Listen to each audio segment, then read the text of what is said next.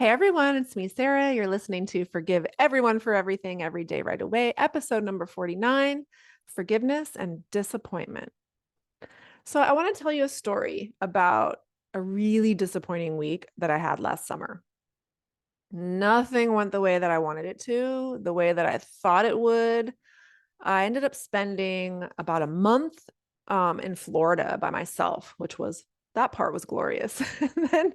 And then my partner at the time and my three kids joined me. And that's when, for me, like everything kind of went off the rails. It rained for the first 3 days that they were there, which also happened to be the days I rented a golf cart for us to cruise around the island in. On day two, one of the kids got really, really sick with a fever and felt awful pretty much the whole week. Days 4 through 6, I rented a boat, and the one kid wasn't even well enough to go on the boat. And then this red tide was so bad that there were so many dead fish. We couldn't even like anchor and swim around like we had always done before, and like I wanted to. So I know, that that's just one example, but I know that a lot of you have experienced a lot of disappointment in the last couple of years. Um, and I think that while there are always good things we can find in the midst of disappointment, like for my Florida trip, yeah, we saw dolphins and we did have fun on the boat. And we got to take some friends out, and I had one daughter who like didn't complain one bit the entire trip, and I got to do a lot of the things I wanted to do.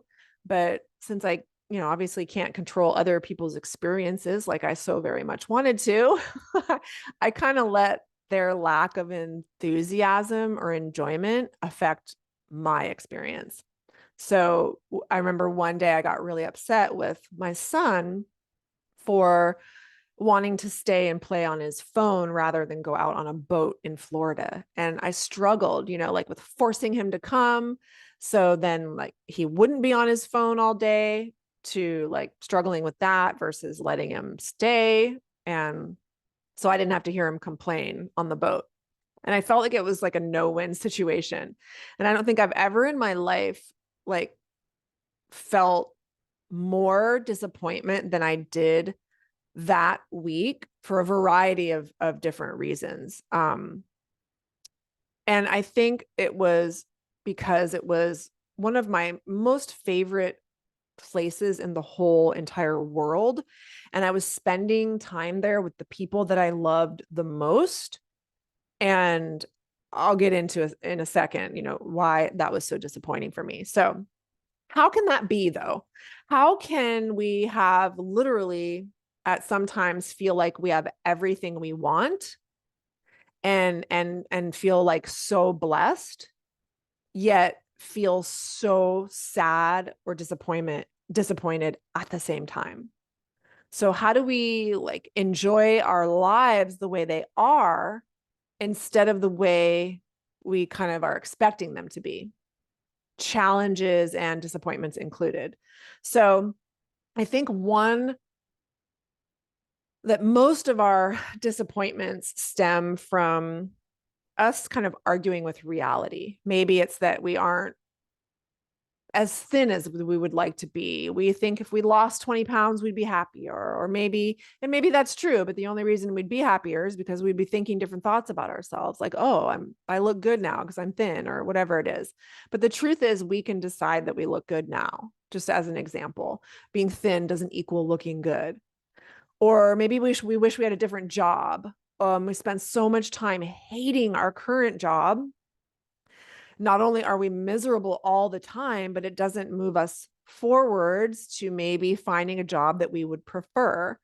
Or maybe we're arguing with just, the realities of life, the last couple years, like lockdowns and quarantines and, you know, all the realities that we had no control over, but we wanted them to be different so badly that we created like a terrible negative experience for ourselves. So somewhere, somehow, our brains, I think, come up with this idea that things should be easy, like no pain, no heartbreak, no struggles.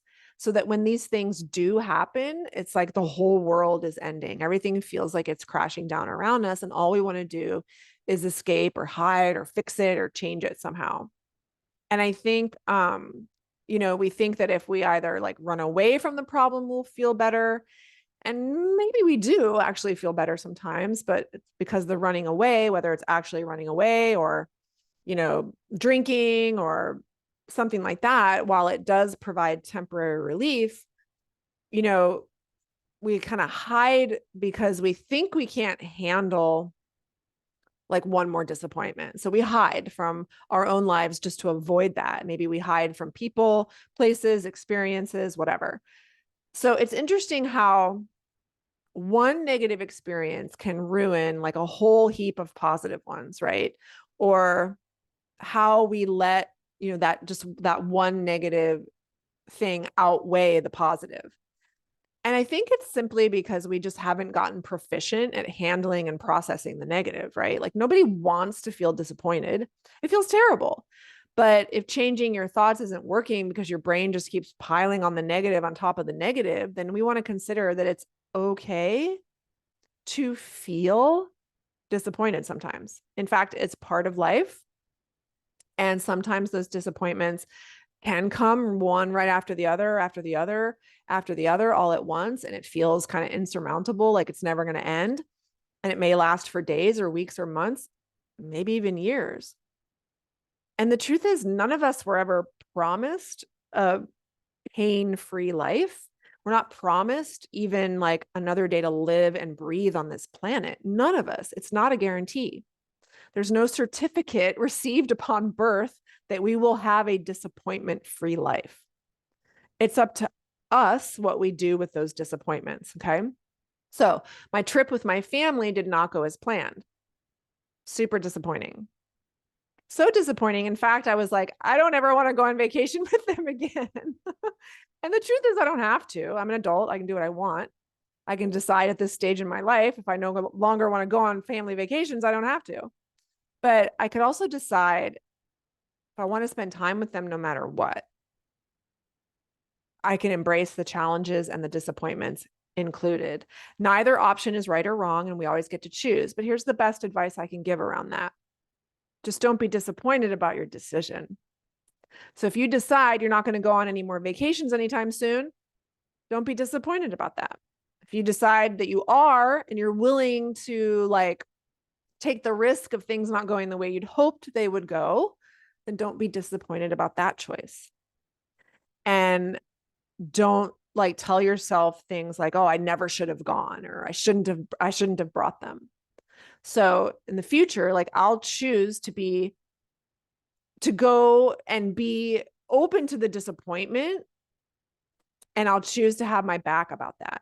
That's what I have control over, right? I can allow my brain to have its disappointment, little pity party, take a deep breath and just ask, okay, now what?